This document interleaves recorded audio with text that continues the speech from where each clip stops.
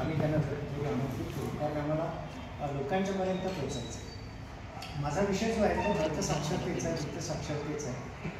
मित्रांनो आणि मैत्रिणींना येणाऱ्या कालखंडामध्ये चलन हेच सर्वात महत्त्वाचं असणार आहे. त्याच्यावरती काँग्रेसने अतिशय चांगल्या प्रकारची एक पुस्तिका तयार केलेली आहे, मुलांना सगळ्यांना सांगितलं आणि त्याच्या पाठीमागचा अर्थ शोधण्याची त्यांची भूमिका मला जास्त चांगली. चलन असतंच, पण प्रत्येक चलनाला खूप मोठा इतिहास असतो, एक सांस्कृतिक पार्श्वभूमी असते.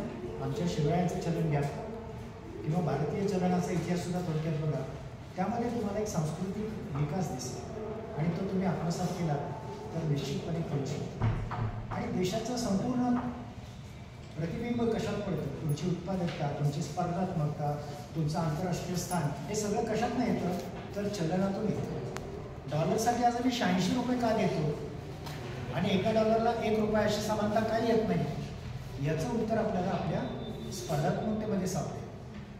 की एक कॉफी घ्यायची असेल आणि भारतामध्ये त्यासाठी 10 रुपये द्यावे लागत असतील आणि तीच कॉफी अमेरिकेमध्ये जर 1 रुपयाला मिळत असेल, $1 मिळत असेल, तर $1 बरोबर 10 रुपये हे चलनाचा दर प्रस्थापित होतो. म्हणजे त्या देशाची पर्चेसिंग पॉवर जी आहे, क्रयशक्ती ही महत्त्वाची असते. पण इथंही बऱ्याच वेळा आपल्यावरती अन्याय झालेला आहे. आज क्रयशक्तीच्या निकषावर, पर्चेसिंग पॉवर पॅरिटीच्या निकषावर 2013मध्ये मनमोहन सिंगांच्या कालखंडामध्ये आमचा देश जगात 3ऱ्या क्रमांकावरती होता. लक्षात घ्या, आज आपण 5व्या क्रमांकावरती GDPच्या राष्ट्रीय उत्पन्नाच्या निकषात आहोत, पण पर्चेसिंग पॉवर पॅरिटी इंडेक्सवरती आपण 3ऱ्या क्रमांकावर. मुलांना हे सगळं समजावून घ्या. देशाचं परिवर्तन खूप वेगानं होत आहे, प्रचंड मोठ्या संधी येत आहेत आणि या संधीची पात्रता तुमच्याकडे यायची असेल तर हे सगळं कळलं पाहिजे. पैसा कळला पाहिजे, पैशाचा अर्थ कळला पाहिजे आणि पैशाचं गणित कळलं पाहिजे. हे लवकरात लवकर कळालं तर तुम्ही लवकर श्रीमंत व्हाल.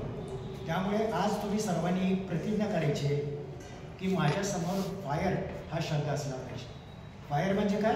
अग्नी, पण तो वेगळा मी सांगतो. फायर म्हणजे 4 त्याच्यात अक्षर आहे, FI आणि RE. त्यातला FI शब्द जो आहे तो आहे फायनान्शियल इंडिपेंडन्स.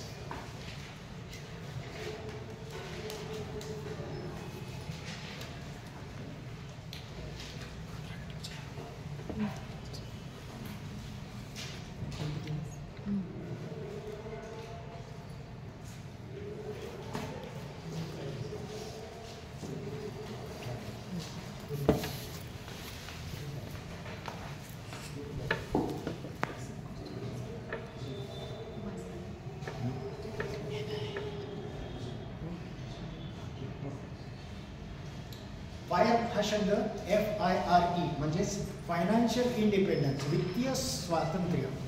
आपण आर्थिक स्वातंत्र्याकडे येणार आहोत. देशाचं स्वातंत्र्य तुम्हाला माहिती आहे 15 ऑगस्टला आपल्याला मिळालेलं आहे, पण तुम्ही स्वतंत्र आहात का? तुमच्या वडिलांना विचारा, आईला विचारा, तुम्ही स्वतःला विचारा, तुम्ही पैशाच्या दृष्टीने स्वतंत्र आहात का? म्हणजे काय? तर मला पैशासाठी कोणाकडे हात पसरण्याची वेळ येता कामा नये, कर्ज घेण्याची आवश्यकता असता कामा नये. माझ्या सगळ्या गरजा माझ्या उत्पन्नातून मी चांगल्या प्रकारे भागवू शकतो, असा टप्पा येणं म्हणजे वित्तीय स्वातंत्र्य. दुसरा शब्द आहे तो RE, रिटायर अर्ली, लवकर सेवानिवृत्त व्हा. आता तुम्ही तर अजून नोकरीत लागणार आहे, त्याच्या अगोदर तुम्हाला सांगतो की रिटायर अर्ली म्हणजे काय. तर रिटायरमेंटचा शब्द जो आहे तो नेहमीच्या पद्धतीत आहे की 60 वर्ष 58 झाली की रिटायर व्हायचं, कामातनं बाजूला जायचं, असं नव्हे. रिटायर अर्ली याचा अर्थ असा की पैसे मिळवण्यासाठी मला नोकरी केलीच पाहिजे अशी सक्ती असता कामा नये. नोकरी करा, करायची काही करा, काम करा, चांगलं करा, पण पैशासाठी गेलंच पाहिजे. आज उद्या मी जर नोकरीवर गेलो नाही तर माझ्या कुटुंबाचं कसं व्हायचं असा प्रश्न डोक्यात असता कामा नये. मग त्यासाठी काय केलं पाहिजे? पहिली 10 वर्ष, 20 वर्ष किंवा 25 वर्ष ते 35 वर्षापर्यंत एवढे पैसे मिळवायचे की त्यानंतर पैसे मिळवायची गरज बसणार नाही. माझ्याकडे समजा 5 कोटी शिल्लक असतील माझ्या अकाउंटला, तर त्या व्याजातून मी चांगल्या प्रकारे जगू शकतो. तशी अवस्था निर्माण करणं, लवकरात निर्माण करणं, याला मी फायर म्हणतो. Financial independence, retire early. का रिटायर अर्ली? तर अहो जगायचं तर त्याला पैसा पाहिजे, पण पैशासाठी जगायचं नाही.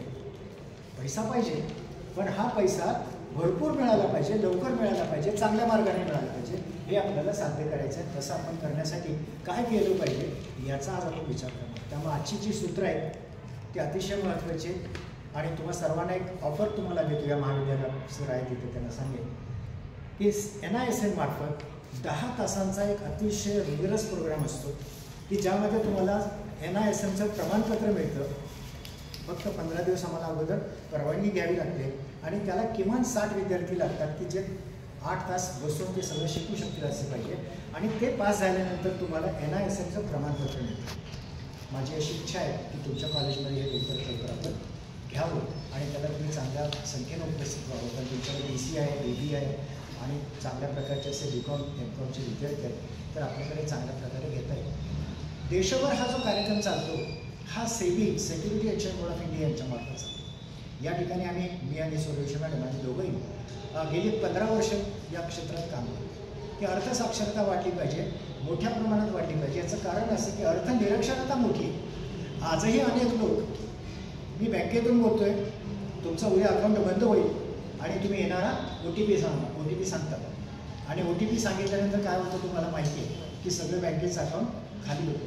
म्हणून स्मार्ट निवेशक जागरूकता कार्यक्रम त्यांनी घेतलेला की ज्याच्यामध्ये लोकांच्याकडे पैसे आले पाहिजेत, लोक सुरक्षित असले पाहिजेत आणि डिजिटली सुरक्षित असले. तुमच्या सगळ्यांच्याकडे मोबाईल आहेत, स्मार्ट मोबाईल आहेत ना, पण तुम्ही स्मार्ट आहात का?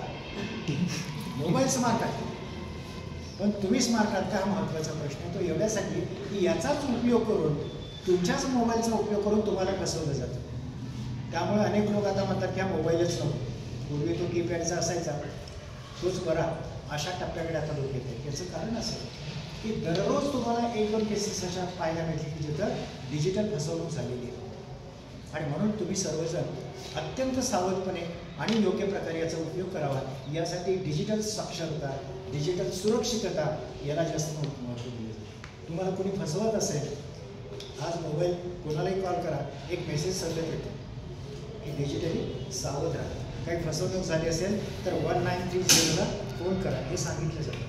हे सगळं का सांगितलं जातं आहे? याचं कारण असं की गेल्या 3 वर्षात जवळपास 15,000 कोटी रुपयांना फसवण्यात आले. एवढे लोकांचे पैसे, कष्टाचे पैसे गेलेले. डिजिटल आयरेस नावाची कल्पना तुम्ही ऐकली असेल, वाचली असेल. अशा अनेक पद्धतीनं लोकांना फसवलं जातं आणि म्हणून आपण सावध असलं पाहिजे. हा पहिला सावधानतेचा इशारा देण्यासाठी तुम्हाला काम करायचं आहे. फ्रॉड खूप वाढत आहेत, डिजिटल पॅन्डेमिक आलेला आहे आणि त्यामुळं आपण सुरक्षित असलं पाहिजे, आपलं घर सुरक्षित असलं पाहिजे, आपलं उत्पन्न सुरक्षित असलं पाहिजे आणि आपलं जीवन अर्थपूर्णदृष्ट्या सुरक्षित असलं पाहिजे. माझ्या घरामध्ये येणारा पैसा हा 1 मार्गे न येता 2 मार्गे, 3 मार्गे, 4 मार्गे अशा पद्धतीनं आला पाहिजे. माझ्या नोकरीतून माझे पैसे येतात, ठीक आहे, पण माझी बचत कुठं आहे? ती गुंतवणूक केली आहे का? त्याचं व्याज येतं का?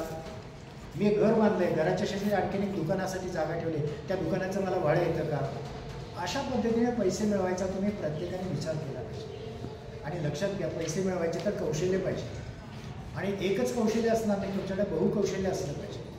आज आम्ही आर्टिफिशियल इंटेलिजन्सच्या युगात आहोत, AIच्या युगात आहोत आणि हे इतकं वेगानं येतं आहे की आता कदाचित पुढच्या 10 वर्षानंतर माणसावरती यंत्रांचं राज्य येईल. अशा प्रकारची एक भाकीत हरारे या नावच्या लेखकानं केली. त्यांचं नेक्सस हे पुस्तक खूप जास्त, तुम्ही वाचा. आज यूट्यूबला नेक्सस टाईप करा, त्याच्यावरची खूप व्याख्यानं या युवा हरारेची तुम्हाला ऐकायला मिळते. मी 8 दिवस ही व्याख्यानं ऐकतो आणि त्याच्यावरती लिहितो. काय सांगतात ते? तर हे जे AI टेक्नॉलॉजी आहे ती आतापर्यंत आपण मशीन वापरत होतो. कॉम्प्युटरचा बटन दाबल्यावर कॉम्प्युटर चालू होतो. इथं मी या बोर्डला टच केला तर हा बोर्ड हलतो आणि पुढचं येतं. याच्यानंतर असं होणार आहे की मशीनच तुम्हाला कंट्रोल करणार आहे. तुम्ही काय विचार करायचा, कोणाला मत द्यायचं, कुठल्या हॉटेलमध्ये जेवायला जायचं, हे सगळं मशीन सांगायला लागतील. मशीनच मतदान करतील आणि मग मशीनची गुलामगिरी लवकरच येईल असं त्यांचं बाकी आहे. तसं न होण्यासाठी आपण तरतूद केली पाहिजे, तयारी केली पाहिजे. आणि सगळ्यात महत्त्वाचं, तुमच्यासमोर जो स्कॅनर दिसतो तो तुमच्या मोबाईलवरती स्कॅन करा. त्याच्यावरती तुम्हाला नंतर प्रतिसाद देता येऊ शकतो, माहिती देता येऊ शकते आणि म्हणून हा स्कॅनर अतिशय महत्त्वाचा आहे. डिजिटल साक्षरता ही आजची काळाची गरज आहे. तुम्ही तसं असलं पाहिजे. तुम्ही म्हणाल आम्ही काय त्याचा व्यवहार करत नाही, आमच्या मोबाईलचा आम्ही काही उपयोग करत नाही. अजिबात तुम्ही मोबाईलचा तुमचा उपयोग करा न करा, तुमचा उपयोग तो मोबाईल करतो एवढं लक्षात. तुम्ही जिथं जिथं जाल तिथे तिथं तो तुमच्यासोबत आहे. तुमच्या मोबाईलचा कॅमेरा तुम्हाला माहीत नसताना चालू करता येतो. तुमच्या मोबाईलवरती काय काय बोलणं झालं त्याचं सगळं रेकॉर्डिंग मिळू शकतं. तुम्ही कदाचित ऐकलं असेल काही दिवसापूर्वी पॅगासस नावाचं एक सॉफ्टवेअर सगळ्या पुढाऱ्यांच्या मोबाईलमध्ये घालण्यात आलेलं होतं. विरोधी पक्ष काय करतो, काय बोलतो, कोणाशी काय चर्चा करतो, ही सगळी माहिती त्या पॅगाससमार्फत इस्रायलचा इथे बरं करतो. पॅगासस हे इस्रायलचं तंत्रज्ञान ते त्यांनी भारताच्या काही लोकांना विकलं, अब्जावधी रुपयाने विकलं. त्याची फी देखील तशीच असते. पण माहिती किती मिळते पहा. तुम्ही कुणाशी किती वाजता काय बोललात हे सगळं रेकॉर्डिंग उपलब्ध होतं. आता पॅगासस म्हणजे छोटा भाऊ वाटेल इतक्या पुढच्या टप्प्यावरती आपण आलेलो. म्हणजे तुम्हाला फक्त डॉक्टरकडे आता जायची गरज नाही. लॅपटॉप उघडायचा, काय झालं, सर्दी झाली, किती दिवसापासून झाले, डोकं दुखतं का, होकारार्थी उत्तर द्यायचे. पुढच्या क्षणाला याच्यावरचे या गोळ्या आहेत, हे औषध तुमच्या जवळच्या या दुकानात मिळतं. त्या दुकानाकडे जाण्याचा रोडमॅप अशा प्रकारचा आहे. आणि जर तुम्हाला जायचं नसेल तर घरी तुम्हाला औषध उपलब्ध करून देण्याची सोय आहे. ही सगळी माहिती तुम्हाला त्याच्यामध्ये येऊ शकते. इतक्या प्रमाणात आपण टेक्नॉलॉजिकल ॲडव्हान्समेंट करत आहोत. आणि याच टेक्नॉलॉजिकल ॲडव्हान्समेंटचा गैरवापर हा अनेक लोक करत आहेत. त्यातनं आपल्याला पुढे यायचं आणि आपल्याला सावध व्हायचं. ही सावधानता आजच्या कार्यशाळेचा मुख्य उद्देश आहे की आपण सर्वजण पैशाच्या बाबतीत, दैनंदिन व्यवहाराच्या बाबतीत खूप सावध असलं पाहिजे. कारण फसवणूक सहजरित्या कशी होऊ शकते. तुमच्यापैकी बरेच लोक ऑनलाईन काहीतरी मागवत असतात, हो ना. काही वेळेला आपण मोबाईल दुकानात खरेदी करण्याच्या पेक्षा ऑनलाईन मागवतो. ऑनलाईन अनेक प्रकारच्या वस्तू मिळू शकतात. तुम्हाला कपडे पाहिजे तर मिळू शकतात, चपला मिळू शकतात, पाहिजे ते मिळू शकतात. ऑनलाईनच्या मार्फत जे पार्सल येतं त्या पार्सलवर तुमचा पत्ता वगैरे असतो. वस्तू घेतल्यावर आपण काय करतो, मोबाईल आला, पार्सल खोललं, मोबाईल घेतला, चांगला मोबाईल आहे, आनंद होतो आणि ते पार्सल आपण कचऱ्यात टाकतो. हे पार्सल कचरा गोळा करणारे उचलतात आणि त्या पार्सलमधला हा असा जो पत्ता असलेला कचरा असतो तो काही लोक घेतात आणि त्याच्या आधारावर तुमच्या घराला दुसरं पार्सल येतं. हे डुप्लिकेट असतं, तुम्ही मागवलेलं नसतं. पण तुम्ही म्हणता हे मागवलेलं नाही. तो देणारा म्हणतो आहे बघा तुमचा पत्ता सगळा आहे, मोबाईल नंबर आहे, सगळं आहे, ते तुमचंच आहे, तुम्ही मागवले असेल, कदाचित विसरलेलं असेल. तर तुम्हाला वाटतं की काय मी विसरले नाही, मला नको आहे. तो म्हणतो ठीक आहे, तुम्हाला नको असेल तर काही हरकत नाही, कॅन्सल करण्यासाठी फक्त एक मिस कॉल करा या नंबरला. त्या नंबरला मिस कॉल केला जातो. तात्काळ तुमचा सगळा मोबाईल हॅक होतो, तुमचं अकाउंट हॅक होतं आणि दर 5 मिनिटाला तुमच्या खात्यातून पैसे जायला सुरुवात होते. इतक्या टप्प्यावरती आपण गेलो. त्यामुळे आपण किती ठिकाणी सावध असलं पाहिजे. प्रत्येक ठिकाणी आपण सावध असलं पाहिजे. Digital revolution. पैसे मी मोबाईलवरून दिले आणि पैसे मी तुम्हाला खिशातून काढून दिले, खूप मोठा फरक आहे. खिशातून तुम्हाला पैसे काढून दिले त्याचं कुठं फुटप्रिंट राहत नाही, पुरावा राहत नाही. पण पैसे मी जर मोबाईलद्वारे दिले तर 10 वर्षापूर्वी मी कोणाला किती पैसे दिले होते त्याचा रेकॉर्ड मला मिळतो. तुम्हाला जर इतर व्यवहार करायचे असतील तर मोबाईलद्वारेच करा, सावधपूर्वक करा. पण शक्यतो करन्सीचा उपयोग करा असं मी अनेक लोकांना आता सांगतो. याचं कारण असं की मोबाईलद्वारे व्यवहार करत असताना काही वेळेला अडचणी निर्माण होतात. नेटवर्क मिळत नाही, पैसे पोचले हे कळत नाही, पैसे तर कट झालेले असतात. अशा वेळेला मग टेन्शन होतं. तर जर नेटवर्क चांगलं असेल, खात्रीशीर असेल, ऑनलाईन व्यवहार करायला हरकत नाही. पण ऑनलाईनच्या बाबतीत जागरूकता असली पाहिजे. ऑनलाईनच्या बाबतीत सुरक्षा अतिशय महत्त्वाची असली पाहिजे. जिथं जिथं फ्री इंटरनेट असतं तिथं पैशाचे व्यवहार करायचे नाही. कॉलेजमध्ये आलं तर नेटवर्क फ्री आहे, विद्यापीठात आलात नेटवर्क फ्री आहे, रेल्वे स्टेशनला नेटवर्क फ्री आहे, तिथं पैशाचे व्यवहार कधीच करायचे नाही. कारण व्हायरस लगेच येऊ शकतात, हॅक होऊ शकतं, पैसे जातात. आणि म्हणून ही सुरक्षा लक्षात घेतल्यानंतर डिजिटली तुम्ही सावध होणं हे कॉलेजच्या मुलांसाठी आम्हाला जास्त आवश्यक वाटतं. कारण तुम्ही सर्वजण अगदी 10 रुपयाचं बिल द्यायचं असलं, चहा घेतल्यानंतर आपण स्कॅन करतो, पडदेशी पैसे जातात, व्यवहार कटकट राहतो. आज बसमध्ये सुद्धा तुमच्या खिशामध्ये पैसे नसले तरी चालतील, मोबाईल पाहिजे. पैसे विसरून आले स्कॅन करा, कंडक्टरकडे स्कॅनर असतो आणि तो सांगतो की पैसे याच्यावरती तुम्ही दिले तरी चालतील. इतक्या पुढे आपण आलेलो आहोत. माणसाची प्रगती आदिमानवापासून आत्तापर्यंत होण्यासाठी 10,000 वर्ष लागली. आत्ता आपण ज्या टप्प्यावर आहोत तो 10,000 वर्षाचा इतिहास आहे. पण या 10,000 वर्षामध्ये 200 वर्ष महत्त्वाची फारच. त्या 200पैकी पुन्हा मागची 50 वर्ष फार महत्त्वाची. क्रांती खूप वेगानं होते आणि त्या 50 वर्षामध्ये मागची 5 वर्ष फार महत्त्वाची. कारण आपण डिजिटल एजमध्ये आलो आणि इथनं पुढची 5 वर्ष त्याच्यापेक्षा जास्त महत्त्वाची असणार. कारण इतक्या वेगानं इतक्या प्रचंड गतीनं आपण पुढे जात आहोत. इथं माझा रोजगार असणार आहे का, मला काम करण्याची संधी मिळणार आहे का, मला पैसे मिळू शकणार आहेत का, हा प्रश्न तुमच्या दृष्टीनं अतिशय महत्त्वाचा. डॉक्टर, वकील, प्राध्यापक यांच्या नोकऱ्या असणार नाहीत. फार कमी लोकांच्या नोकऱ्या टिकून राहतील. याचं कारण असं की हे चांगलं शिकवणारं यूट्यूब आहे. माझं व्याख्यान ऐकण्यापेक्षा यूट्यूबवरती नोबेल प्राईज विनर लोकांची व्याख्यान आहेत, मग ती ऐकायची का कोणाचं तरी दुसऱ्याची ऐकायची? तुम्ही काय म्हणाल?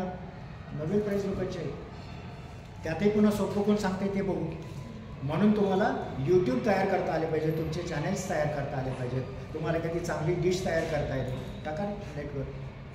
आज सगळ्यात जास्त डिमांड कशाला आहे? खाण्याला आहे. चांगले डिश पाहिजेत, कमीत कमी वेळेत झाली पाहिजेत, आरोग्यपूर्ण आले, ते तुम्ही करू शकताय. टाका, त्याचे पैसे मिळू शकतात तुम्हाला. पण त्याचबरोबर या AIमुळे डॉक्टरकडे जायची गरज नाही. तुम्हाला मगाशी सांगितलं तसं फक्त स्क्रीनसमोर बसा आणि तुमचं काय झालं, तुम्हाला काय झाले ते सगळं तो स्क्रीनच सांगेल, त्याच्यावरचे उपाय देखील सांगेल, फी घेणार नाही. म्हणजे किती चांगलं आहे. वकिलाकडे तेच आहे. कोणाकडेही खटले दाखल करायचे असले तर या खटल्याचं जे काय होऊ शकतं ते आर्टिफिशियल इंटेलिजन्स तुम्हाला आत्ताच सांगतं. तुमची या खटल्यामध्ये जिंकू शकणार नाही, तुम्ही या खटल्यामध्ये सहज जिंकू शकाल, असा इतिहास आहे. हे सगळं तुम्हाला तो पटकन सांगेल. 5 मिनिटामध्ये याचं उत्तर नाही. वकिलांच्या नोकऱ्या जाणार आहे. मग नोकऱ्या कोणाच्या राहणार आहे? डॉक्टरची नोकरी जाणार आहे, पण नर्सची नोकरी राहणार आहे. कारण नर्स काय करते? पट्टी बांधायचं काम करते. एका लहान मुलाला जखम झाली असेल तर ते पोरगं काय करतं? लहान मुलं असतं ते रडतं मोठ्यानं, किंचाळत असतं. त्याला शांत करायचं असेल तर त्याला काहीतरी गमतीशीर सांगितलं पाहिजे. अरे बघ तिकडे पोपट चालला का, मग ते तिकडे बघायला लागतं, तोपर्यंत पट्टी बांधायची असते. तिकडे बघ हेच सांगतो, त्याला सोशल इंजिनिअरिंग म्हणतात. आणि पट्टी बांधतात त्याला मेडिकल ट्रीटमेंट म्हणतात. हे दोन्ही काम नर्स करते, ते AI करू शकणार. म्हणून छोटे छोटे कौशल्य हे पुढे टिकणार आहे. मोठी कौशल्य, एक्सपर्टाईज सगळं AI खाऊन टाकणार आहे. बघा तुमच्या मोबाईलला काय काय खाल्लं आहे, त्याच्या पोटात काय काय बघा. घड्याळ आहे, कॉलिंगचं आहे, कॅल्क्युलेटर आहे, कॅमेरा आहे, सगळं काही त्याच्यात पोटात बसलेलं आहे. एवढ्या सगळ्या गोष्टी टाकून दिल्या. पूर्वी कॅमेरा असायचा, फोटो घ्यायचा म्हणजे काय सगळी मजा असायची. फोटो आला म्हणजे इतकी गंमत वाटायची. त्यात 28च फोटो घेता यायचे. आता हजारो फोटो तुम्ही घेऊ शकताय, पटकन डिलीट पण करू शकताय, वाटेल तिथं टाकू शकता म्हणजे मीडियावर. हे सगळं तुमच्या हातात बोटावरती आलेलं आहे. हे परिवर्तन लक्षात घ्या. इथं पैसा मिळवणं आवश्यक आहे. नवीन तंत्र असेल तर पटकन मिळवा. त्यातला एक सोपं आणि अतिशय प्रभावी कायम चालणारं तंत्र सांगतो, फायनान्शियल कन्सल्टन्सी.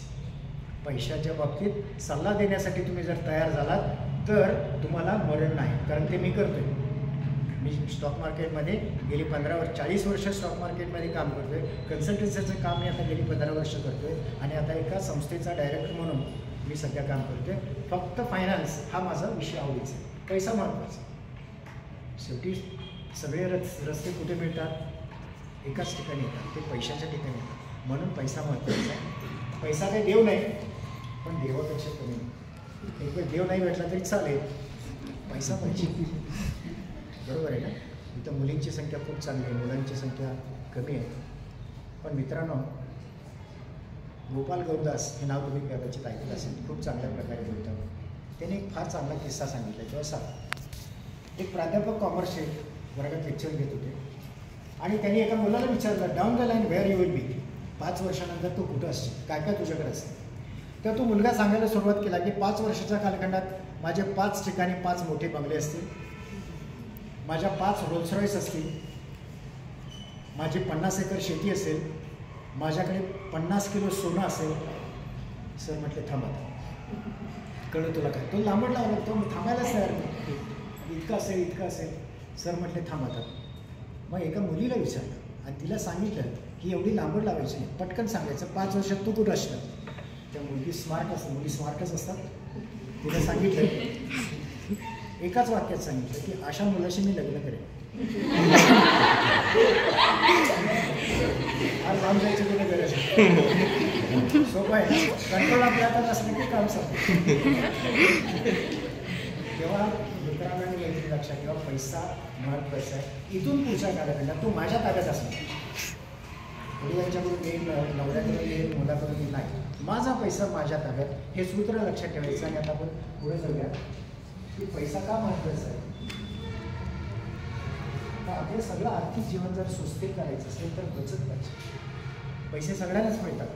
दररोज तुमच्या खिशामध्ये देखील आईबाप एक 15-20 रुपये देत असतील, महिन्याला 200 रुपये देत असतात. त्यातले 20 रुपये वाचवायचे, त्यातले 50 रुपये वाचवायचे. आणि आत्तापासून बचतीला सुरुवात करायची. आणि माझ्या हातात जेव्हा जेव्हा 100 रुपये येतील त्यातले 30 बाजूला काढेन, 70मध्येच भागवेल. असं जर करायला सुरुवात केली तर तुम्ही आजपासून श्रीमंत व्हायला सुरुवात केली. लक्षात ठेवा, श्रीमंतीचा प्रवास फार छोट्या मार्गाने सुरू होतो, एक एक पावलानं सुरू होतो आणि नंतर तो महामार्ग बनतो. म्हणून आजपासून बचतीला सुरुवात करा. बचत करण्याचं महत्त्वाचं कारण आपल्या देशामध्ये महागाई मोठ्या प्रमाणात होती. आणि ती जर आपल्याला करायची असेल तर हे सूत्र घेतलं पाहिजे गुंतवणुकीचं.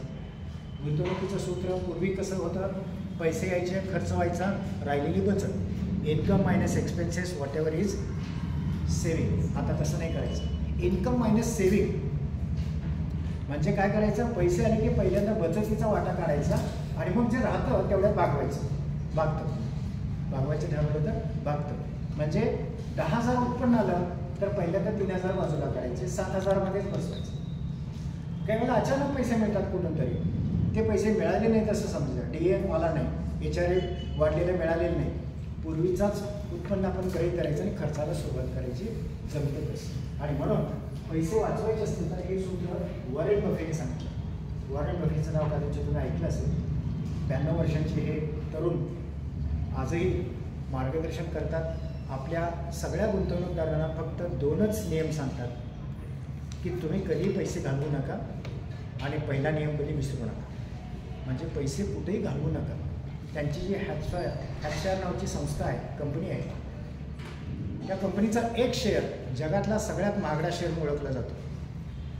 त्याची किंमत आहे 6 कोटी रुपये. एका शेअरची किंमत आहे 6 कोटी रुपये.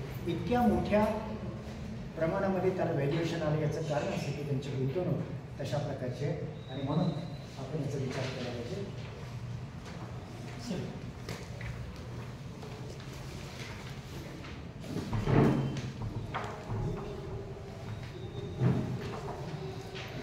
बचत ठेवायची तर ठेवायचे मार्ग कुठले, हे सगळे मार्ग पोस्टामध्ये ठेवतात, बॉन्ड्समध्ये ठेवू शकतात, हे ट्रॅडिशनल बँकेमध्ये FD करू शकतात. पण आता नवीन काही चांगले मार्ग आलेले, त्याच्यामध्ये म्युच्युअल फंड आहेत, त्याच्यामध्ये शेअर्स आहेत, LICमध्ये काही लोक पैसे घेतात. पण LICतले पैसे हे बचतीचे नसतात, ते संरक्षणाचे असतात. म्हणजे यातला फरक लक्षात घ्या. तुमच्या घरामध्ये देखील तुमच्या आईवडिलांना विचारा आपली LIC पॉलिसी आहे का, तर ते हो म्हणतील. ते म्हणतील की आपली इन्व्हेस्टमेंट आहे. तर त्यांना समजावून सांगा की ती इन्व्हेस्टमेंट नाही आहे, ती प्रोटेक्शनचं एक साधन आहे. या दोन्हीतला फरक लक्षात घ्यायचा.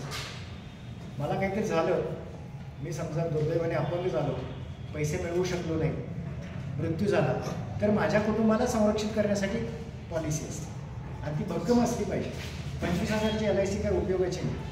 ती कमीत कमी 1-2 कोटीची असली पाहिजे, तरच तुमचं घर चालणार आहे. त्यामुळं आपल्या घरामध्ये पॉलिसी आहे ती पुरेशी आहे का, की अपडेट केलेली आहे का, कुठल्या प्रकारचे, याचा देखील अभ्यास झाला पाहिजे. चुकीची निवड होता कामा नये. अनेक लोक LICची पॉलिसी घेतात पण चुकीची पॉलिसी घेतात. त्याच्यामध्ये टर्म प्लॅन असतो एंडोमेंट पॉलिसी. 5 वर्षानंतर एवढे, 10 वर्षानंतर एवढे, 15 वर्षानंतर एवढे पैसे मिळतील असं त्यांनी सांगितलेलं असतं आणि म्हणून ती पॉलिसी आपण घेतलेली असते. त्यामुळे आपण तिथं सावध असलं पाहिजे. सगळ्यात महत्त्वाचं म्हणजे पैसे कोण वाढवतं, पैसे कोणाकडे वाढतात, तर पैसे वाढवण्याचं एकच यंत्र आहे, एकच तंत्र आहे आणि ते आहे म्युच्युअल फंड. कारण म्युच्युअल फंडाच्या मार्फत पैसे छोट्या छोट्या प्रमाणात घेतले जातात, चांगल्या कंपन्यांच्यात गुंतवले जातात आणि त्याचा परतावा तुम्हाला चांगल्या प्रकारे दिला जातो. म्हणून mutual fund is the highway, super highway for making the money. आपली बचत चांगल्या रीतीने गुंतवायची असेल तर लोक म्हणतात पोस्टात पैसे का ठेवायचे नाही, बँकेत का ठेवायचे नाही. बँकेत लोक पैसे ठेवतात, पोस्टात ठेवतात आणि ते म्हणतात की सुरक्षित आहे. सुरक्षितता पाहिजे, पण केवळ सुरक्षितता नाही चालत, तो परतावा पण पाहिजे. बँकेमध्ये LICमध्ये पोस्टामध्ये जे परतावे मिळतात ते किती आहेत? तर बँकेत 6%, जास्तीत जास्त 7%, पोस्टामध्ये 7.5% आणि अगदीच एखादी स्कीम घेतली तर 8%, त्याच्या पुढे नाही. महागाई किती आहे? महागाईचं तर आमच्या देशामध्ये 7 ते 8% अजून पण आहे. 8% महागाई असेल आणि माझा परतावा 7% असेल तर माझा खरा परतावा निगेटिव्ह आहे. माझं दर वर्षाला -1% रिटर्न्समुळं नुकसान होतं. माझे पैसे वाढत नाहीत, कमी होत आहेत. अशी कुठलीही ॲसेट आपली असता कामा नये. ज्यामध्ये माझे पैसे कमी होत आहेत त्याला आम्ही टॉक्सिक ॲसेट म्हणतो. म्हणजे जी मालमत्ता घटवते ती मालमत्ता चांगली नव्हे, ती वाईट मालमत्ता आहे. म्हणून चांगल्या मालमत्तेकडे आपण गेलं पाहिजे, ती मालमत्ता आपण घेतली पाहिजे. त्यासाठी म्युच्युअल फंड हे अतिशय चांगलं. याचं कारण असं की म्युच्युअल फंड हे आपल्याला महागाईपेक्षा जास्त परतावा देतो. आत्तापर्यंत साधारणपणे म्युच्युअल फंडांनी डबल डिजिट 10%पेक्षा जास्त परतावे दिले. गेल्या वर्षी तर खूपच चांगले परतावे दिले.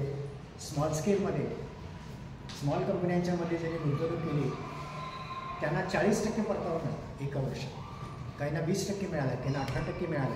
गेला बाजार 15%च्या वरती सगळ्यांनाच परतावे मिळाले. यावर्षी कदाचित कमी मिळेल. पण म्युच्युअल फंडामध्ये 5 वर्ष 10 वर्ष तुमची जर गुंतवणूक असेल तर खूप चांगल्या प्रकारचे पैसे त्यांना मिळाले. तुम्ही घरी गेल्यावर वडिलांना आईला विचारा की आपले म्युच्युअल फंडात काही पैसे आहेत का? नसले तर का गुंतवले नाही? गुंतवले पाहिजे. चांगलं समजावून घ्या आणि कुठली गोष्ट समजावून घ्यायची. कोणीतरी एकाने सांगितलं म्हणून लगेच जायचं नाही. अभ्यास करायचा, आपण वाचायचं त्याच्यावर. नेटवरती ही माहिती घ्यायची. फक्त गाणी ऐकण्यासाठी, सिनेमा पाहण्यासाठी आणि व्हॉट्सअप फॉरवर्ड करण्यासाठी मोबाईल वापरायचा नाही. मोबाईलचा खूप चांगला उपयोग होऊ शकतो. ते ज्ञान मिळवण्याचं एक अतिशय प्रभावी साधन आहे. लायब्ररी जायची गरजसुद्धा आता भासत नाही. सगळी पुस्तकं तिथे मिळतात, ऐकवतात. कंटाळाला वाचायचं तर ती ऑडिओ बुकसुद्धा आहे. ही तुमच्या मोबाईलमध्ये असली पाहिजे. याचा तुम्ही उपयोग करू शकला तर निश्चितपणे तुम्हाला अतिशय चांगलं भविष्य मिळू शकतं. आणि म्हणून म्युच्युअल फंड समजून घ्या. यांचे काही छोटे छोटे प्रोग्राम्स असतात, सॉफ्टवेअर्स आहेत, ते तुम्ही डाउनलोड करून घ्या. सारथी नामचं एक सॉफ्टवेअर आहे, ॲप आहे की जे तुम्ही डाउनलोड केलं तर तुम्हाला देशामध्ये जे काही चांगलं घडतं त्या सगळ्याची माहिती त्याच्यावरती मिळू शकते. तक्रार करायची असेल एखाद्या फ्रॉडची ती तिथं करता येते. आणि म्हणून आपण सर्वांनी चांगलं जगायचं असेल तर पहिल्यांदा पैसे चांगले मिळवले पाहिजे. पण केवळ पैसे मिळवून चालणार नाही. पैसे सगळेच मिळवतात. पैसे सांभाळायचे आणि पैसे वाढवायचे हे मात्र जरा अवघड आहे. आणि हे कौशल्य तुम्ही जर इतरांना शिकवलात म्हणजे तुम्ही फायनान्शियल कन्सल्टंट झालात. मी समजा वाघमारे सरांना म्हटलं की मी तुम्हाला 1000 रुपयाचा फायदा करून देतो, तुम्हाला 100 रुपये देणार का? तर काही लोक म्हणतील सर आत्ताच पैसे 50 रुपये घ्या, 50 रुपये नंतर घेतो. पण काय ते सांगा मला. कारण तुम्ही 1000 रुपये मला मिळवून द्यायचं सांगताय आणि फी फक्त 100 रुपयेच घेत आहे. काही हरकत नाही, तुम्हाला मी 100 रुपये देईन, पण कधी मिळाल्यानंतर. आत्ता 50च देतो, काही हरकत नाही. 50 रुपये घ्या. क्लायंट बुक केला, कन्सल्टन्सी केली, त्याचा फायदा 1500 झाला. तो आनंदाने सांगेल सर तू म्हटलं तसा 1000चा फायदा झाला. ते 1500 झाला असं सांगतील, पण कदाचित सांगणार पण नाही. पण 1000चा फायदा झाला तर ते घरी तुमच्यात येतील, सर आपण चहाला जाऊया, जेवायला जाऊया. असं घडलेलं आहे माझ्याबद्दल. माझे एक मित्र आहेत, रिटायर झाले आणि त्यांना खूप चांगले पैसे मिळाले. 45 लाख रुपये त्यांना पैसे मिळाले. सर याचं करायचं काय? म्हटलं तुम्ही म्युच्युअल फंडात गुंतवा आणि 5.5 वर्षानंतर त्या 45 लाखाचे 1,10 लाख झाले होते. आणि मग मला त्यांचा फोन आला, सर तुम्ही खूप चांगलं सांगितलं, आज संध्याकाळी आपण जेवायला जायचं. म्हटलं काय विशेष? अहो तुम्ही आम्हाला कोट्याधीश केलेलं आहे. म्हटलं तुम्ही फक्त ऐकलं त्यामुळे तुम्ही झालात. तर असं तुम्ही करू शकता. याच्यात काही फार मोठं नाही आहे. सेक्टर माहिती आहेत, कशात गुंतवणूक करायची माहिती आहेत, ग्रोथ रेट माहिती आहेत, कुठं टाकायचे पैसे, कधी बदलायचे ट्रॅक्स, हे एकदा शिकला बाकीच्या कुठल्या डिग्र्यांची गरज नाही. म्हणून तुम्हाला जो मी 10 तासांचा प्रोग्राम देणार आहे त्यात हे सगळं की मार्केट कसं समजायचं. शेवटी काय समजलं पाहिजे? बाजार कळला पाहिजे. आमच्या शेतकऱ्यांना काय कळत नाही? बाजार कळत नाही. आणि म्हणून ते म्हणतात की आम्हाला भरपाई द्या, आम्हाला असं करा, एवढ्या किमतीला घ्या. नाही, अहो 5 रुपयाला कोथिंबीरची पेंडी असली तरी लोक घ्यायला तयार असत नाही. परवा मी वांगी घेतली 10 रुपयाला अर्धा किलो. त्या शेतकऱ्याला काय मिळाले असेल त्याचा मी विचार करेन. आणि बाजारपेठ कधी मागचा विचार करत नाही, समोर काय असेल ते सांगा. त्यामुळे तुम्ही तुमची किंमत वाढवा पहिल्यांदा. इथं असते धीरूभाई अंबानी म्हटलं आहे की धीरूभाई अंबानी परमिशन मिळवायची तेव्हा लायसन्स राज होते. दिल्लीमध्ये मंत्रालयाच्या समोर त्या मंत्र्यांच्या समोरची बाका असायची त्यात बसून असायची परमिशन मिळवण्यासाठी.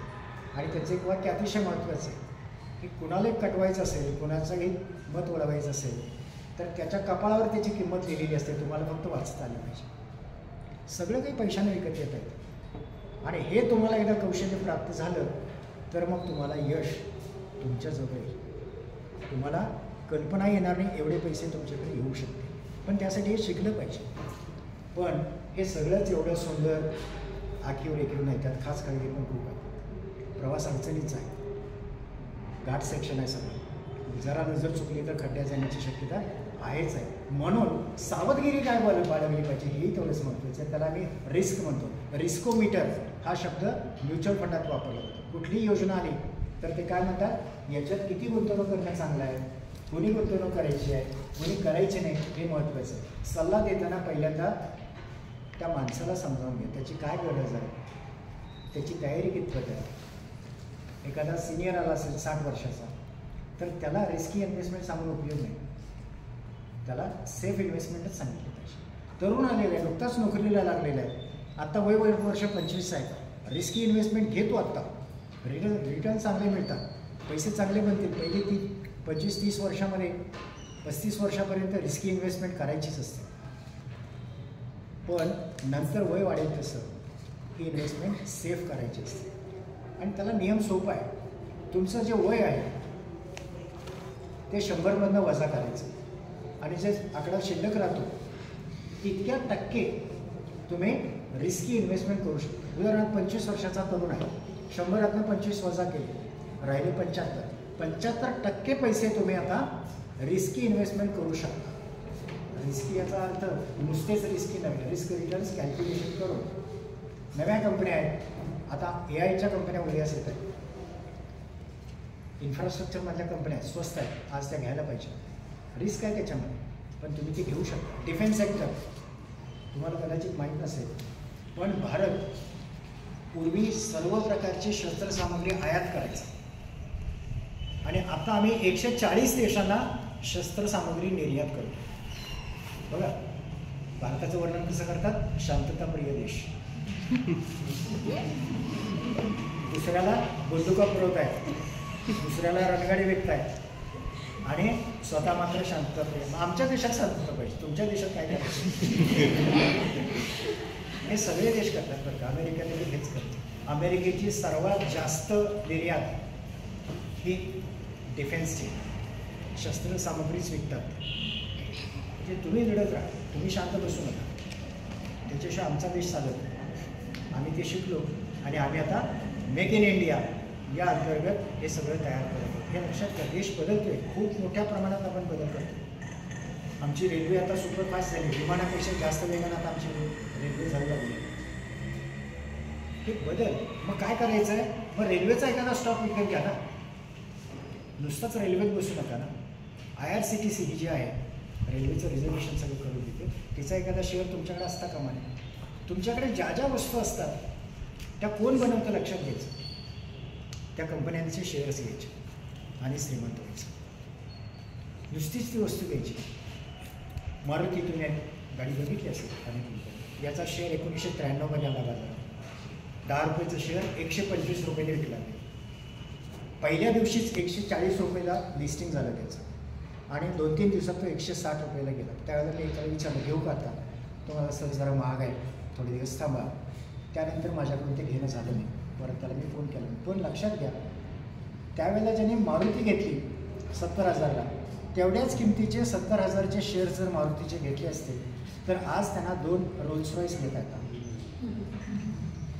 इतक्या प्रचंड प्रमाणात. कारण आज मारुतीचा एक शेअर 10 रुपयाचा 12,000 रुपयाला विकला जातो, त्याची इतकी किंमत आहे.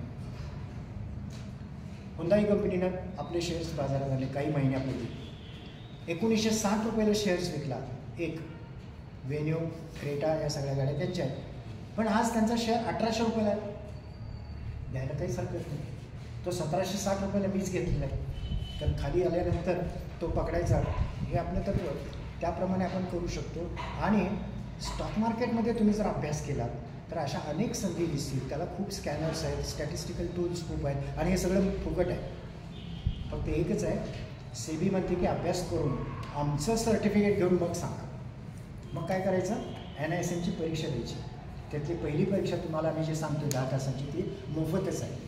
फक्त त्याला अटेंड करायचं आहे.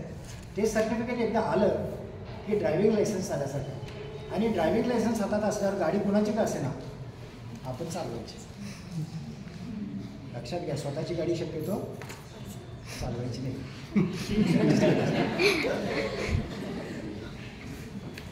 काय झालं तर त्याचं होईल ना, आपलं कशात. त्यामुळे नेहमी लक्षात ठेवा की ही तंत्र आहेत ही शिकली पाहिजे आणि त्याला फार वेळ लागत नाही, पण दररोज शिकावी लागतात. म्हणजे मी झालो PhD 1995. आज देखील मी डॉक्टर म्हणतो, मला तसे लोक ओळखतात. त्यातलं जर विचारलं सर तुम्ही कशावरती PhD केला होता,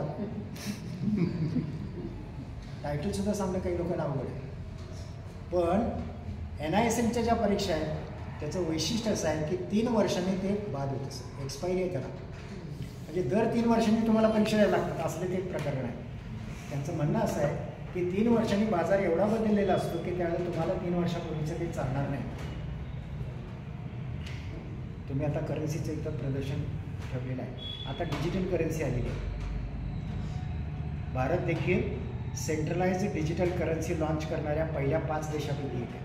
आमची सेंट्रलाइज करन्सी आलेली आहे. या करन्सी आता सगळ्या बाद होतील, नष्ट होतील आणि कदाचित प्रायव्हेट करन्सी जसं बिटकॉईन आहे हे आता पुढे येऊ शकतं. त्यामुळे ह्या करन्सी ऑफ टुमॉरो म्हटल्या जातं या डिजिटल करन्सीला. आज तुम्ही आम्ही रोख पैसे वापरत नाही, प्लॅस्टिक मनीसुद्धा गेलं. आता फक्त काय आहे, बटन दाबायचं आहे. 10,000 रुपये माझ्या खात्यातून तुमच्या खात्यात पुढच्या क्षणाला येतात, तुमच्या खात्यातून माझ्याकडे येऊ शकतात. हे सगळं आता जे परिवर्तन होत आहे इथं लोकांना सावध करावं लागेल. आणि म्हणून आर्थिक साक्षरता महत्त्वाची, आर्थिक समज महत्त्वाची, आर्थिक शहाणपण महत्त्वाचं, आर्थिक प्रशिक्षण सगळ्यात महत्त्वाचं. आणि म्हणून आपण डिजिटली ट्रेंड झालं पाहिजे. तुम्हा सगळ्यांना एक खूप मोठी संधी आहे. भारत पुढच्या 10 वर्षात जगातला मोठा एक प्रगत देश असणार आहे. मोठी संधी असणार आहे कारण आपण जगात संख्येनं मोठे आहोत. तुम्हाला कदाचित माहिती असेल गेल्या वर्षी भारतानं चीनला मागं टाकलेलं आहे लोकसंख्येच्या बाबतीत. आज जगात पहिला क्रमांक लोकसंख्येच्या आकारानं आमचा आहे. पण एक स्टॅटिस्टिकल ऑर्गनायझेशन जी आपली देशाची मोठी आहे नॅशनल NSOची, त्यांचा रिपोर्ट आला 3 महिन्यापूर्वी. त्यात ते म्हणतात की भारतातील 27% मजूर, कामगार किंवा लोकसंख्या ही कुठल्याही प्रकारच्या रोजगाराला पात्र नाही. आमच्यातले 70% युवक कुठलाही रोजगार स्वीकारू शकत नाही. They are अनएम्प्लॉयेबल. अनएम्प्लॉयमेंट प्रश्न वेगळा आहे. आमचे बरेच तरुण हे अनएम्प्लॉयेबल आहेत. त्यांना कसलं काम द्यायचं. BCom झालेलं आहे पण त्याला चेक आणि DD यातले फरक माहीत नाही, तर तो कधी बँकेत गेलाच नाही. त्याने नोट्स वाचल्या, परीक्षा दिल्या, परीक्षेत पास झाला, डिग्री घेतली, फर्स्ट क्लास आला, पण त्याचा उपयोग काय. त्याला बँकेचे व्यवहार हाताळता येतात का, येत नाहीत. आणि म्हणून इथून पुढं कौशल्य महत्त्वाचं. आणि हे कौशल्य एक असून चालणार नाही, तो तुमच्याकडे अधिकाधिक कौशल्य असले पाहिजे. कारण एका कौशल्याचा जमाना गेला. PhD इन इकॉनॉमिक्स चालणार नाही फक्त एका विषयात. आणखीन काय तुम्हाला येतं, त्याच्यासोबत काय येतं का, तर मग तुम्ही आमच्याकडे या. त्यामुळे एकाच विषयातली डिग्री आता पुरेशी नाही. मी BSc झालो, BComमधलं पण आलं पाहिजे तुला बँक पण कळली पाहिजे, भले तू सायन्स असेल. हा BComचा आहे, त्याला सायन्स पण कळलं पाहिजे. जेनेटिक टेक्नॉलॉजी काय त्याला माहीत पाहिजे. न्यू टेक्नॉलॉजी किंवा डिजिटल करन्सी काय त्याला माहिती असली पाहिजे. हे सगळं आता मिसळत चाललं आहे. त्यामुळे इलेक्ट्रॉनिक्स विषय आहे आणि तो इकॉनॉमिक्समध्ये आलेला आहे आणि तो मोठ्या पदावरती निर्णय घेणार आहे. असे खूप लोक तुम्हाला दिसतील. हे क्रॉस स्टडीज जे आहेत, एकातून दुसऱ्या, दुसऱ्यातून तिसऱ्या, हे तुम्हाला जाता आलं पाहिजे. त्यासाठी छोटे छोटे कोर्सेस या नव्या शैक्षणिक धोरणात आले. न्यू एज्युकेशन पॉलिसी ही स्किल बेस्ड आहे. कौशल्य पाहिजे तुमचं. घरामध्ये सगळे AC आहे, फ्रीज आहे, चांगले दिवे आहेत, पण त्या घरामध्ये तुम्हाला फ्यूज जर बसवता येत नसेल, लाईट गेलं तर काय उपयोग आहे. तुम्हाला आलं पाहिजे ना. छोटं काम असतं पण ते फ्यूज कुठे असते, ती कशी बसवायची असते हे कौशल्य असलं पाहिजे, माहीत पाहिजे. त्यामुळे या छोट्या छोट्या गोष्टी माहीत पाहिजे. गाडी तुम्ही वापरता, पण बंद पडली तर काय करायचं याचं पण नॉलेज असलं पाहिजे. गाडी पंक्चर झाल्यानंतर त्याचं चाक कसं बदलायचं असतं हे माहीत पाहिजे. हे फक्त गाडीत बसून चालणार नाही, त्याच्यासोबत हे पण आलं पाहिजे. आणि म्हणून जिथं जिथं ज्ञान मिळतं, कोणी कोणी शिकवतं, त्या सगळ्यांच्याकडून घेण्याचा प्रयत्न करायचा. चांगलं जे असेल ते घ्यायचं, आपल्यात कसं ते तयार होईल याचा विचार करायचा. आणि मग यातनं तुमची पर्सनॅलिटी तयार होते, यातनं तुम्ही तयार होते. लक्षात घ्या, केवळ MPSCची परीक्षा मी करतोय म्हणजे काहीतरी वेगळं आहे. माझे मित्र आहेत, त्यांचा मुलगा 6 वर्ष दिल्लीमध्ये MPSC करत होता. मी त्याला म्हटलं की बाबा आता परत ये, तुझं इंजिनिअरिंगमध्ये झालेलं आहे, इथं एखादं आता गॅरेज सुरू कर, दुकान सुरू कर आणि आता पैसे मिळवायला लागतात, ते तुझं काम दिसत नाही. 2 वर्ष ठीक आहे, अगदी जास्तीत जास्त 3 वर्ष MPSC UPSCसाठी ट्राय करा, नंतर नाही. तुम्हाला ज्याच्यात येतं त्यात कामाला सुरुवात करा. किंवा मी तर म्हणेन की पैसे मिळवतच काम शिक्षण घ्या. परदेशामध्ये हे करतात. परदेशामध्ये शिक्षण महागडं आहे, पण त्याचबरोबर विद्यार्थ्यांना चांगले पैसे देण्याची व्यवस्था देखील त्यांची कमवानी शिका योजना त्यांच्याकडे खूप चांगल्या प्रकारे राबवतात. आणि त्यामुळे त्या मुलाला देखील पटतं, अरे मी इतके पैसे दिलेत, मग मला शिकलं पाहिजे ना. इथं होतं कसं, सगळंच फुकट आहे. त्यामुळं टाईमपाससाठी आपण येतो की काय असं वाटण्याची परिस्थिती असते. सर वर्गात जातात, पटावरती संख्या 70 असते, मुळात वर्गात 7च असतात. हे बाकीचे 63 कुठे असतात आणि काय येत नाही, आणि यांना मग का रोल करून घ्यायचं आम्ही? हे सगळे महत्त्वाचे प्रश्न आहेत. ते तुमच्यासमोर मी एवढ्यासाठी मांडतो आहे की तुमचे मित्र जे आले नाही, जे बाहेर राहिले, त्यांच्यासाठी हा महत्त्वाचा संदेश आहे की चांगली व्याख्यान असतील तर मुद्दाम जायचं. आपल्या कॉलेजमध्ये नसली तरी जाईल, दुसऱ्या कॉलेजमध्ये जायला हरकत नाही, काही बिघडत नाही. पण जिथे जिथं असं समजतं की हे चांगलं व्याख्यान कोणाचं तरी आहे, वाचलं पाहिजे. वाचन खूपच कमी झालं आहे आपलं. आपण फक्त रील बघतो 2, 3, 5 सेकंदाचे, कारण त्याच्यात गती असते, एकाच्या पाठोपाठ एक येत राहतं. कुठलाही विषय असतो की त्या विषयावरचे रील्स यायला सुरुवात करतात, कारण तुमचा अभ्यास मोबाईलनं अगोदर केलेला असतो. तुम्हाला काय आवडतं हे सगळं त्याला माहीत असतं, म्हणून ते तसं दाखवत असतो. हे आर्टिफिशियल इंटेलिजन्स आहे, तुमच्या मागं ते काम करतं. तुम्हाला जे जे आवडतं ते देण्याचं काम त्याचं आहे, तुमचा फक्त वेळ करण्याचं काम ते करतं. आणि हे सगळं करतं कोण? हे करणारे प्रगत देशातले लोक आहेत. सांगलीमध्ये आमचे मित्र आहेत, त्यांच्या कन्येला गुगलमध्ये नोकरी लागली. आम्हाला खूप आनंद वाटला की गुगलमध्ये नोकरी म्हणजे खूपच छान. मग तिला विचारलं, तू काय करते गुगलमध्ये? तर म्हणाले, TV मध्ये ज्या ॲड चाललेल्या असतात त्या ॲड नेमक्या कुठं घुसवायच्या तेवढंच कमी करते. तो कार्यक्रम, तो एपिसोड टॉपला गेलेला असतो, कटकन तिथं थांबतो आणि जाहिरात येते. कुठं कट करायचं एवढंच मी काम करतो मला, आणि त्याच्यासाठी मला गुगलला घेतलं. म्हणजे इतका छोट्या छोट्या गोष्टी देखील मोठ्या बनतात. सायकॉलॉजी याचा उपयोग आता केला जातो आहे, आणि त्यातूनच नवीन आता दिशा येते की तुम्हाला जसं पाहिजे तसं.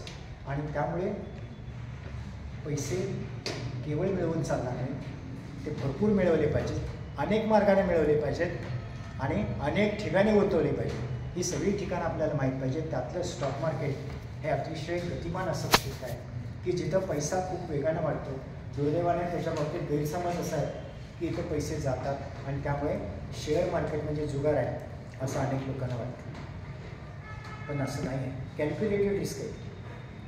ती रिस्क ज्याला घ्यायची तयारी असते त्याला पैसे चांगले मिळतात, आणि चांगले आणि वाईट दिवस सगळ्याच कंपन्यांना येत असतात. गेल्या 10 वर्षात रिलायन्सला कधीच तोटा झालेला नव्हता, त्याचा शेअर खाली होता. आता तो यावर्षी आलेला, आत्ता तो घेण्याचा फायद्याचा असताना घेतला असेल ठीक आहे, आता तुम्ही तो घेऊ शकता, आणि तो निश्चितपणे चांगला फायदा करून देऊ शकतो.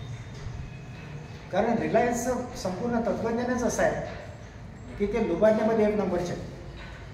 बघा, जी कंपनी अशा प्रकारे पैसा मिळवते, सर्व प्रकारचा पैसा मिळवते. 5000 एकर जागा महाराष्ट्रातली परवा त्यांनी घेतली.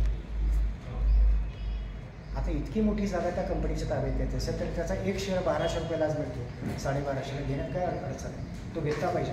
याचं कारण असं आहे की मला वाटतं तुमच्यापैकी काही लोक जिओचा फोन वापरत असते, जिओचं कार्ड वापरत असते, हो की नाही?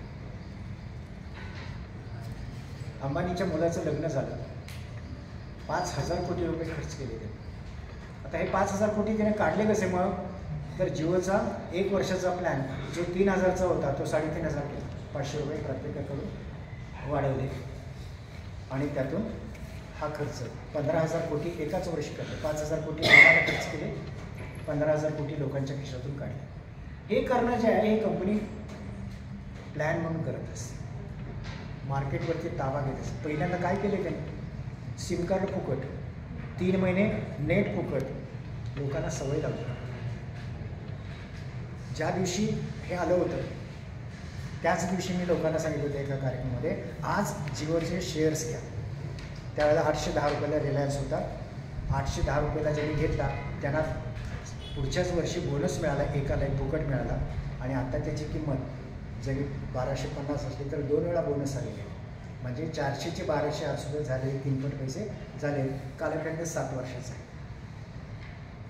कमीत कमी कालखंडात चांगले पैसे मिळवायचं शस्त्र हे स्टॉक मार्केट आहे. वॉरेन बफेनी जेवढे पैसे मिळवले त्यांचा कंपाऊंड ग्रोथ रेट वार्षिक 15% आहे. आमचं स्टॉक मार्केट गेल्या 40 वर्षात 16.5% परतावा देते आणि तरी आमच्यातले फक्त 3% लोक शेअर मार्केटमध्ये आहेत. बाकीचे 97% लोकांना शेअर मार्केट जुगार वाटतो, पैसे गुंतवले. त्यांनी पैसे कुठे ठेवले? LICत ठेवले. LICचा परतावा 2.5%. बँकेत ठेवले, बँकेचा परतावा 6%, महागाई 8%. तुम्ही बँकेच्या लोकांना श्रीमंत करण्यासाठी LICच्या लोकांना काम मिळावं म्हणून पैसे वापरत असाल तो तुमचा भाग आहे. तुमच्यासाठी पैसे कधी वापरला आणि तुमच्यासाठी तुमचे पैसे जर वाढत नसतील तर मग तुम्ही गरीब व्हायला सुरुवात केली. आणि गरीब जन्मत ही ठीक आहे, जन्मानं गरीब असणं हा काही तुमचा दोष नाही, पण कायमचं गरीब राहणं आणि गरिबीतच राहणं हा तुमचाच दोष आहे आणि त्याला पनिशमेंट आहेच आहे. आणि म्हणून तुम्ही सर्वजण आज एक महत्त्वाचा निर्णय घ्या की इथून पुढच्या 10 वर्षात मी श्रीमंत होणारच आहे. सगळे मार्ग स्वीकारेन आणि आजपासून त्याला सुरुवात करेन. आणि त्यातला पहिला धडा, माझ्या घरचा कुटुंबाचा अर्थसंकल्प मी बघेन. माझ्या घरच्या ॲसेट काय आहेत, लायबिलिटी काय आहेत, का निर्माण झालेत, यातल्या नॉन प्रॉडक्टिव्ह किती आहेत, योग्य किती आहेत, या सगळ्याचा सारासार एकदा विचार करेन. माझ्या घरात सोनं किती आहे, ते खरोखर तेवढं असणं आवश्यक आहे का, इन्शुरन्स किती आहे, तो कितपत आहे, तुझे हप्ते भरले जातात का, कागदपत्र नीट ठेवलीत का. पहिल्यांदा तुमची फाईल बघा, 12वीचे सर्टिफिकेट, 10वीचे सर्टिफिकेट, त्याचे झेरॉक्स, आधार कार्ड, पॅन कार्ड, प्रत्येक खिडकीत एक ठेवलेले असतात. वेळेत काहीच सापडत नाही, कधीच मिळत नाही. मग याच्यावर चिडायचं, आई तुला एवढं पण कळत नाही का, ती बिचारी वेगवेगळ्या कामात असते. मग वडिलांना विचारायचं, तुम्ही तरी बघायचं, ती त्यांच्या कामात असतात. कागदपत्र आपली असतात, दोष मात्र आपण दुसरं नाही.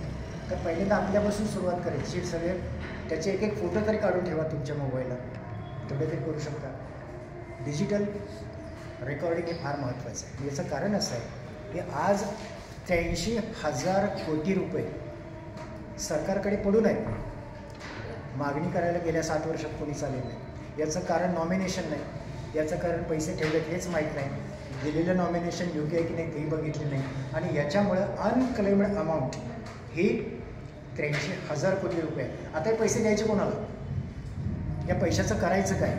म्हणून मग सरकारनं ठरवलं की सगळे पैसे सेबीला द्या आणि सेबीकडे इन्व्हेस्टर प्रोटेक्शन फंड तयार करा की ज्या गुंतवणूकदारांनी पैसे घालवले त्यांचं ठीक आहे, पण इथून पुढं तरी लोकांनी पैसे घालवण्यात साक्षर व्हावेत. यासाठी सगळे कार्यक्रम गेली 10 वर्ष सुरू केले की ज्याचे आम्ही एक प्रतिनिधी म्हणून काम करतो आहे की लोकांना जिथं लोक भेटतात तिथं सर्व प्रकारच्या लोकांना हे आवश्यक आहे. त्यातलं कोणीही सुटलेलं नाही. अगदी 7 वर्षाच्या मुलापासून ते 97 वर्षाच्या वृद्धांच्यापर्यंत अर्थसाक्षरता महत्त्वाची आहे. याचं कारण पैसा मिळेल पण टिकून राहील याची खात्री तुम्हाला देता येणार नाही. ती खात्री द्यायची असेल तर तुम्ही सावध असलं पाहिजे. आणि म्हणून डिजिटल लिटरसी महत्त्वाची, इन्व्हेस्टमेंट करणं महत्त्वाचं, इन्व्हेस्टमेंटवरती लक्ष ठेवणं महत्त्वाचं. नुसतीच इन्व्हेस्टमेंट आहे, मग इन्व्हेस्टमेंट करायची तर कशी करायची याची 3 सूत्रं डोक्यात कायमची असली पाहिजे. हे गुंतवणुकीचे ब्रह्मा विष्णू महेश आहे. एक म्हणजे सुरक्षितता असली पाहिजे, 2 ते पैसे मला लागतील तेव्हा काढता आले पाहिजेत, आणि 3 त्याचा परतावा रेट ऑफ रिटर्न हा महागाईपेक्षा जास्त असला पाहिजे. जर माझे पैसे टिकतील नाही तर जातील. बघा, 3ही गोष्टी एकत्र पाहिजे. सुरक्षितता पाहिजे, पाहिजे तेव्हा काढता आले पाहिजेत, आणि वाढले पाहिजे. पैसे गुंतवायचे असतील तर हे 3 निकष समोर ठेवा आणि गुंतवा. अशी कुठली असेट आहे की ज्यामध्ये हे तीनही एकत्रित येतात?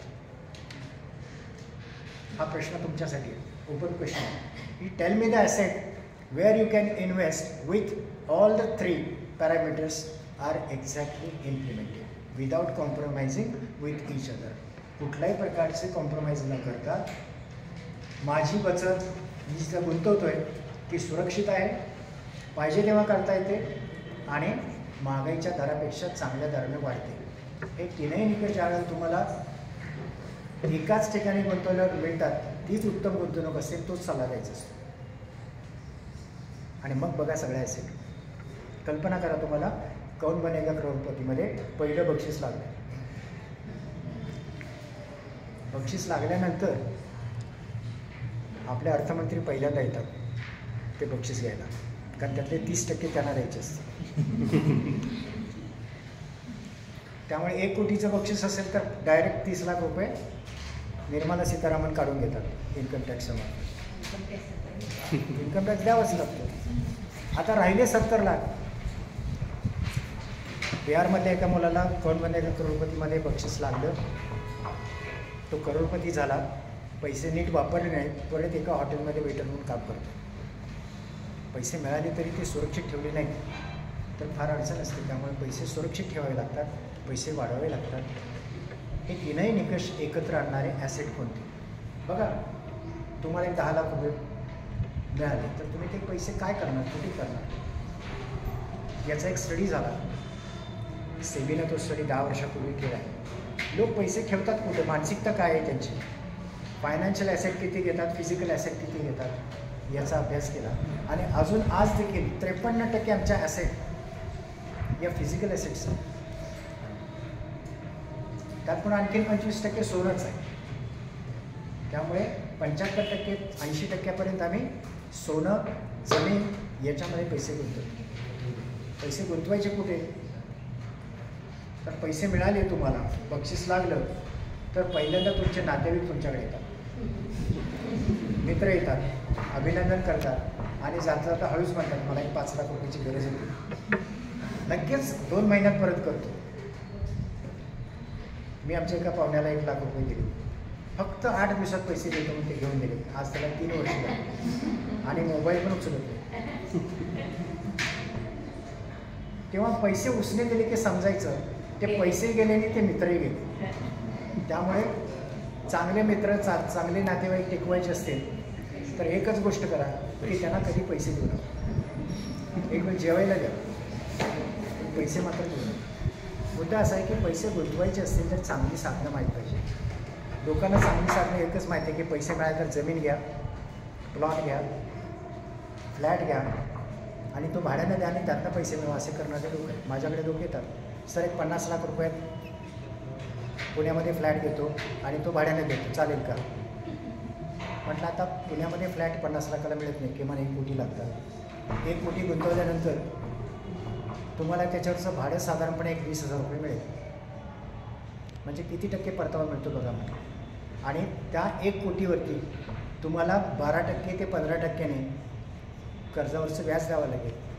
म्हणजे साधारणपणे तुम्हाला 12 लाख व्याज द्यावं लागेल आणि 2.5 लाख भाडं मिळेल. काय करायचं तुम्ही ठरवा. आता इथं नाही, सगळा धंदाच उलट आहे. त्यामुळे असं वाक्य आहे महत्त्वाचं की मूर्ख लोक घरं बांधतात आणि शाणे लोक त्याच्यात राहतात.